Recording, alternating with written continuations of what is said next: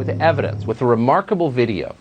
This video was recorded a little over a week ago, on November 28th. The man you're about to see speak is a professor from Beijing called Di Dongcheng. The video comes from an appearance that he made on a Chinese television show about Wall Street and international trade. Di Dongcheng works at Renmin University in Beijing. He is also, like so many in academia in China, a servant of his country's government. This video was deleted from Chinese social media soon after being uploaded, and there's a reason for that, as you'll see. 前边特朗普政府跟我们打贸易战，那么我们为什么搞不定特朗普政府？啊，为什么以前1992年到2016年之间，中美之间各种问题都能搞得定？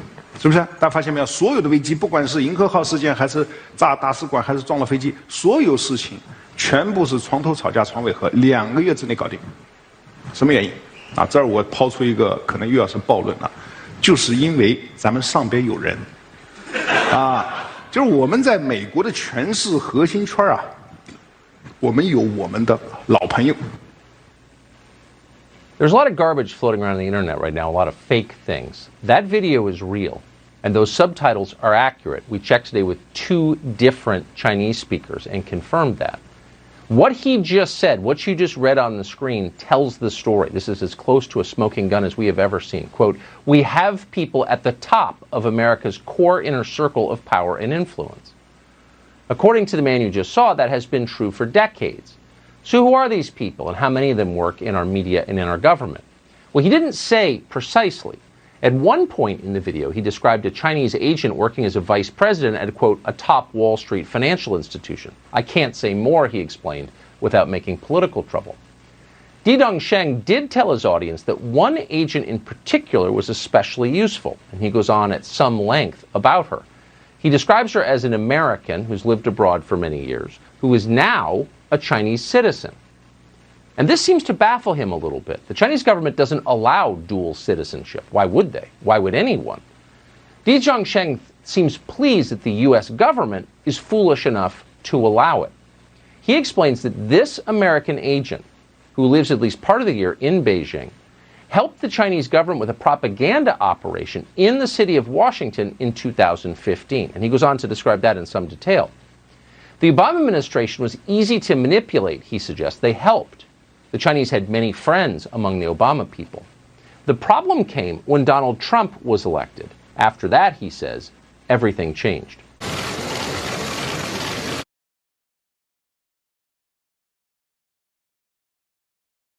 Is China readying to go to war with the United States? And meanwhile, you've got the financial services companies all in on China.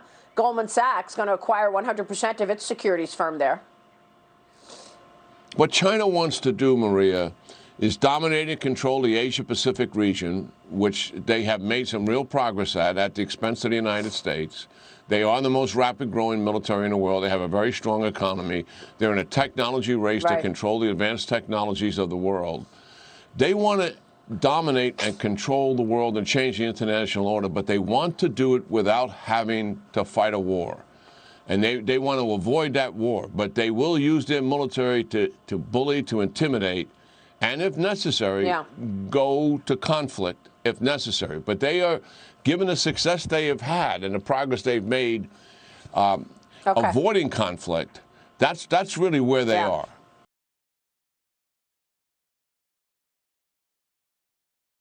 China threat, you were really among the first people to come on this program and raise the red flag about China. You told us that they were building a very strong military. We know that they've got the largest Navy in the world. Well, the Director of National Intelligence, John Ratcliffe, joined me on Sunday Morning Futures this weekend to talk about the intelligence that shows the Chinese Communist Party and what it's doing. Here's John Ratcliffe. It's called gene editing. It's altering DNA, and it's one of the things that our intelligence shows that China is doing. They've got the PRC, the People's Republic of China, has 2 million strong in its military, and it's trying to make them stronger through gene editing. That's just one of the ways that China is trying to essentially dominate the planet and set the rules in the world order. And why it's so important and people need to understand is this is an authoritarian regime. It doesn't care about people's individual rights. We've seen what they've done to the Uyghurs. We've seen what they've done in Hong Kong. It's about putting the state first, and that is the exact opposite of what has always made America great. What's your reaction? We've talked about what they're doing in their use of artificial intelligence in the military, but to actually do this gene editing and have this program to test members of the PLO, 2 million communists, to try to make them better and more equipped to handle extreme weather, more equipped to handle chemical attacks. Pretty extraordinary, the lengths that they're going, General. Yeah, it's not surprising. You know, as Director Ratcliffe said, this is an authoritarian, it's a repressive regime that, as a premium, is constantly in control of its people. And the fact that they're trying to use gene editing tools to change the nature of human beings is not surprising, because this is who they really are. And we had that similar experience, did we not? With Nazism and that authoritarian regime trying to conduct human experiments to do the very same thing. It's really to advance the Chinese Communist Party, and the state is what this is all about. And the fact that they would take human beings and put them through this is quite something else. And the ethical questions that surround that are certainly serious. It's one thing to use techniques like that to control disease. It's another thing when you're altering human beings. That is clearly something that the United States and like-minded countries, democracies, would never take on.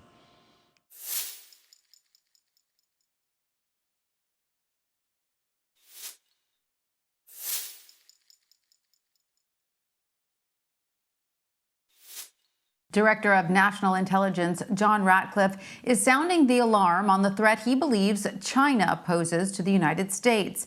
In a rare op-ed for the Wall Street Journal, Ratcliffe called China, quote, the greatest threat to America today and the greatest threat to democracy and freedom worldwide since World War II. Earlier today, our Catherine Herridge sat down with Ratcliffe for his only network interview, in which he accuses China of trying to steal American vaccine research.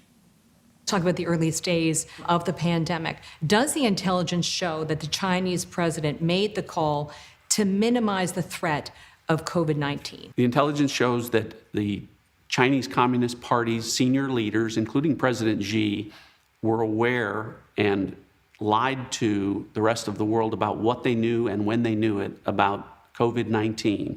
They made the conscious decision to shut down their economy, to shut down their country, travel in and out of Wuhan where this originated, but they allowed travel from Wuhan to the rest of the world.